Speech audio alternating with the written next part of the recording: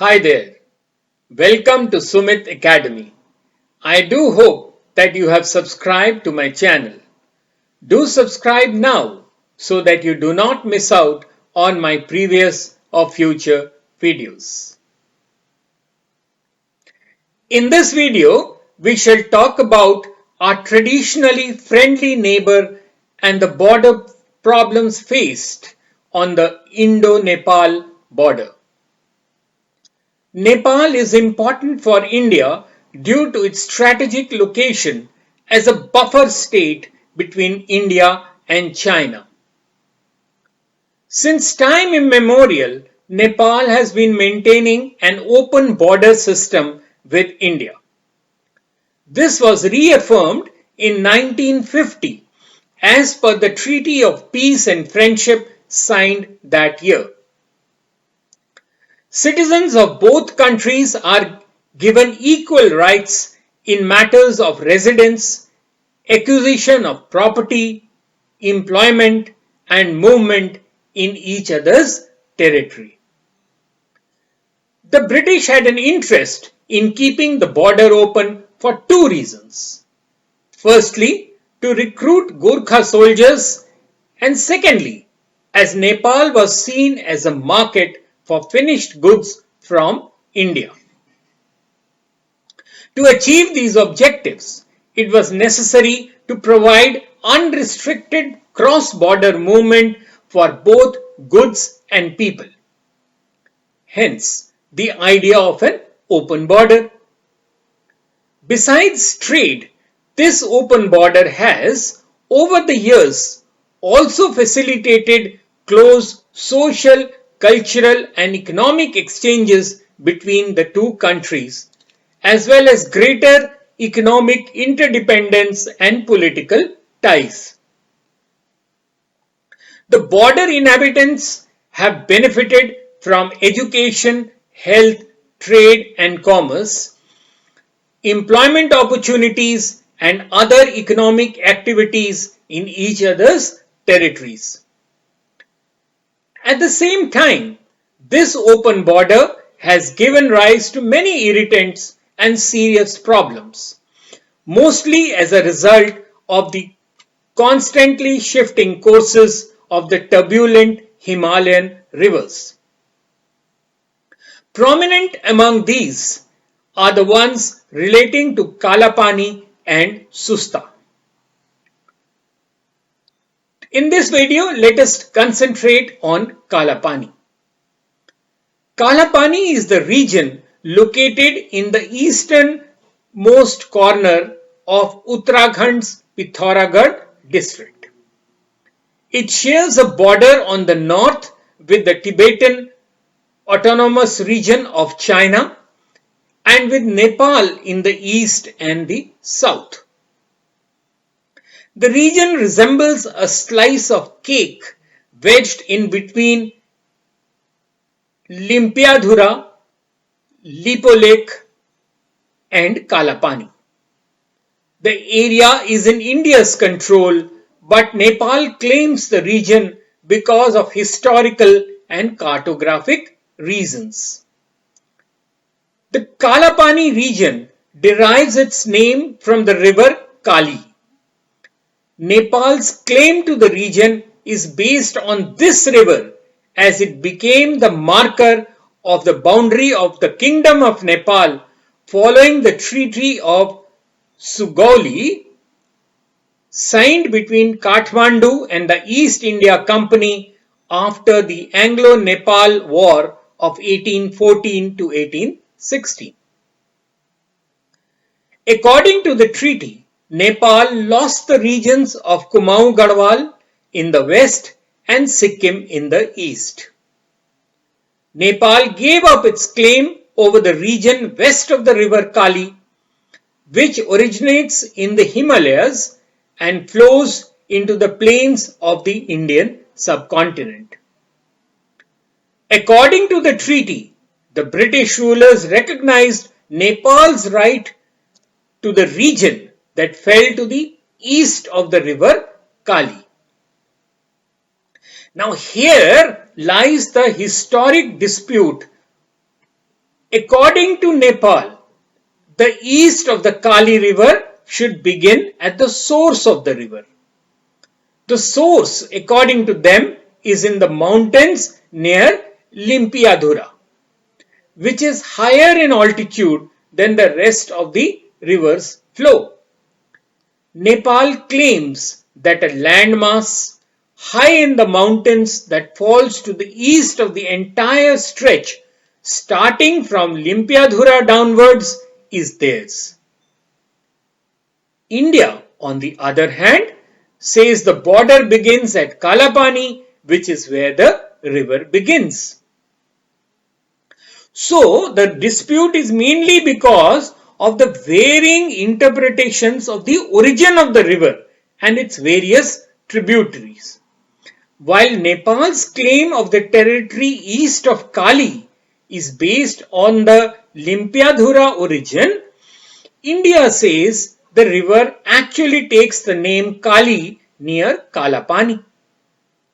So at present, Kalapani, a 372 square kilometer area, is controlled by the Indo-Tibetan Border Police or the ITBP, which has a post there since the Indo-China War of 1962.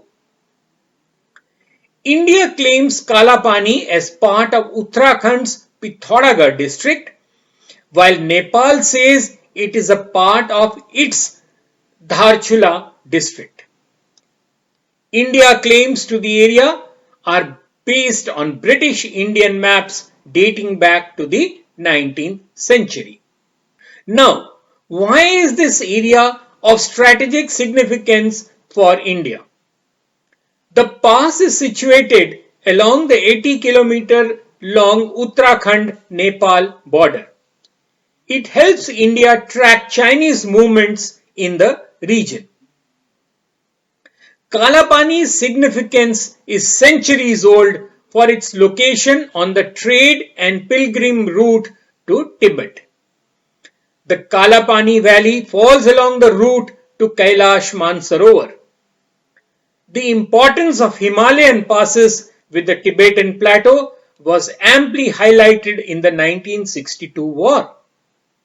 During that war, Chinese forces used the pass of Se La in Tawang and reached the Brahmaputra plains in the east. The military defeat in the east clearly demonstrated that weakly guarded passes were a major vulnerability of Indian military preparedness against China. Now, in comparison to Sila, which was somewhat fortified, Lipulekh was vulnerable. So your next question is going to be, well, this is all going on since 1962. Why is it flared up now? Well, you see, in November 2019, India released its new political map following the reorganization of Jammu and Kashmir. The map showed Kalapani as part of Indian territory. Kathmandu immediately raised concern and suggested talks be held on the dispute. Tensions grew in the month of May 2020. Just a few days back, when Defence Minister Rajnath Singh inaugurated an 80-kilometer long high-altitude road from Dharchula of Uttarakhand to Lipulekh Pass. The road is to serve as a faster route for Kailash Mansarovar Yatra pilgrims. Nepal expressed its regret over the inauguration and claimed the road passed through its territory. Nepal has now published a revised official map incorporating the territory from the Limpiadhura source of the Kali to Kalapani and Lipulekh Pass in the northeast of the triangular region as its own territory. On 22nd May 2020, the cabinet led by Prime Minister K.P. Sharma Oli registered a constitution amendment motion to grant constitutional status to the map. Now, Indian observers say that this move makes any future solution on the Kalapani issue nearly impossible, as a constitutional guarantee will make Kathmandu's position inflexible. His remarks about the Indian virus spreading the coronavirus pandemic into Nepal added fuel to the fire. Oli's nationalist position seemed to be directed at his own domestic audience, as he used the issue to deflect criticism from its government's handling of the pandemic, as well as consolidate his beleaguered position within his own Communist Party. Nepal's earlier demands were focused on the withdrawal of troops from Kalapani. Its latest position now includes the insistence of Limpiadhura as the headwaters. The dispute looks like it is heading towards a point of no return. The situation acquires a further hurdle against the background of a simmering India-China border dispute along their de facto border, the line of actual control, or the LAC, because this is the border that remains undemarcated. Furthermore, Nepal's ruling Communist Party government has reached out to China for investment and better connectivity in recent years, which has troubled India no end. India has now sought to defuse the crisis by calling for constructive and positive efforts, and said that it has taken the dispute's seriousness into account. Well, let us wait and see how the situation develops. I hope you liked this video. Do like the video and share on your social media like WhatsApp and on your Facebook page.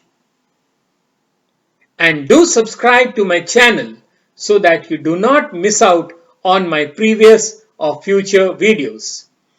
And in case you wish to get in touch with me, do drop in a line to sumitacademy20@gmail.com. And of course, I express my gratitude to all the political experts, their views, and to newspaper reports for forming the basis of this video. Till later then, cheers.